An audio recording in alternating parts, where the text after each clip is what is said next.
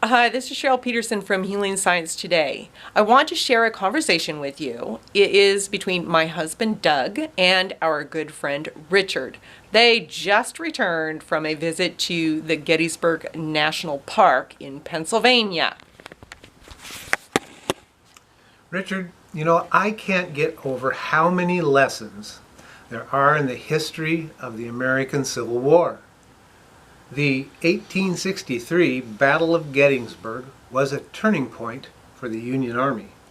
I found it interesting that after the war, soldiers from both sides would meet together for reunions. They shook hands. They discussed the battle. They shared meals together. They became brothers again. It reminded me when I was in the service. Yeah, that's right. How long did you serve? About 22 years, I was in field artillery and trained other soldiers how to shoot artillery and how to take care of one another. I bet you came across some soldiers that were hard to work with. Oh boy, did I ever. I had this one sergeant who just made my life miserable.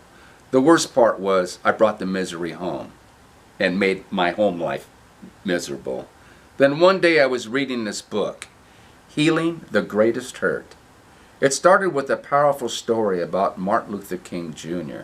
And I don't know if you realize this, Doug, but after his assassination, his father called the whole family together to pray for the assassin because his father knew that in order to continue the legacy of equality and redemption, they needed to love and forgive.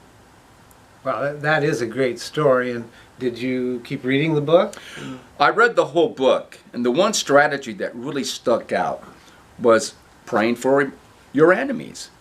It said that if I prayed for my enemy for 2 weeks, that I'd love him like my own brother.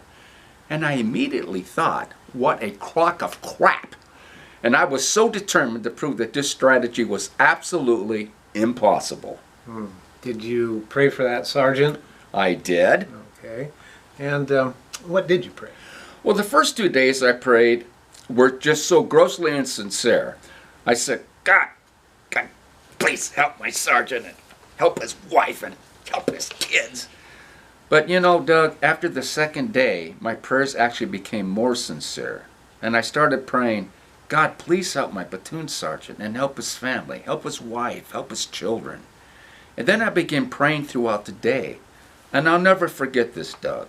It was on a Wednesday morning. It was 10 days later, not 2 weeks. I woke up and I felt 100 pounds lighter. And all I wanted to do was, I just wanted to go to work and hug my platoon sergeant. Well, did you? No, actually I didn't. But I had a wonderful conversation with him about his family. And the tension was gone. We weren't best friends. But something happened. Because 2 weeks later, he approached me and he asked, Sergeant Fisher, something's different between us. What's going on? How did you answer that? I told him about the book I was reading, Healing the Greatest Hurt, and how I started praying for him and his family, and how my anger melted. I even said, if a grenade were to fall down right now, right here, I would jump on it to save your life, because I love you like my own brother. Wow. What did he have to say? Nothing. Oh. Okay, but I'm curious. Let's back up just a little bit. How did you pray when it became more sincere? Well, first of all, I didn't pray that to change the sergeant. I prayed for him and his family, his children, his wife, and their happiness. The only way I can really explain this is that God's love improved our relationship. I couldn't have done it myself. Life can be a battle sometimes. We know that. Like when Cheryl revised Mary Baker Eddy's Science and Health. Right. But Cheryl only did what Mary Baker Eddy did. She revised her Science and Health non-stop because truth always reveals itself, because love redeems, because spirit repairs and renews. If Cheryl didn't revise Science and Health, someone else would have done it. But Cheryl did it with love, with inspiration. That's true, but it wasn't easy at first for Cheryl. I know. I was there. And I remember so well when at the church meeting the subject of revising the Science and Health came up. Some of the church members looked absolutely petrified. And one of the people looked at Cheryl and said, Who do you think you are to think you can change Mary Baker Eddy's words? And that's when I realized, Doug, this wasn't about anger. This was all about fear. The room was so uncomfortably tense, as if God was going to strike us all dead. And those members actually got up and left. And it wasn't long before the church dissolved, all because of fear. I have no idea why a revision would cause such fear. Revision keeps books alive.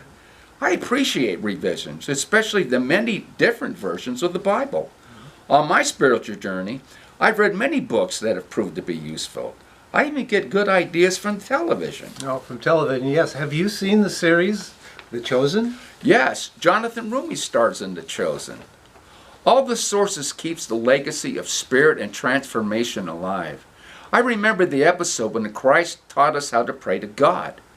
Hey, Doug, let's read it together. You read from the Bible, and I'll read the Christian Science interpretation from the 21st Century Science and Health. Okay, we'll do that. Our Father in heaven. Our Father, Mother God, all harmonious. Hallowed be your name. One sacred nature. Your kingdom come. Your government is come. You are ever present. Your will be done on earth as it is in heaven. Enable us to know, as in heaven, so on earth, God is omnipotent, supreme. Give us this day our daily bread. Give us grace for today. Feed the famished intentions.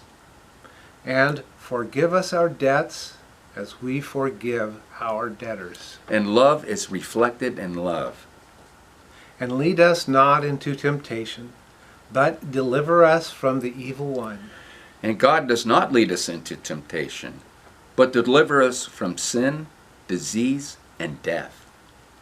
For yours is the kingdom, and the power, and the glory forever.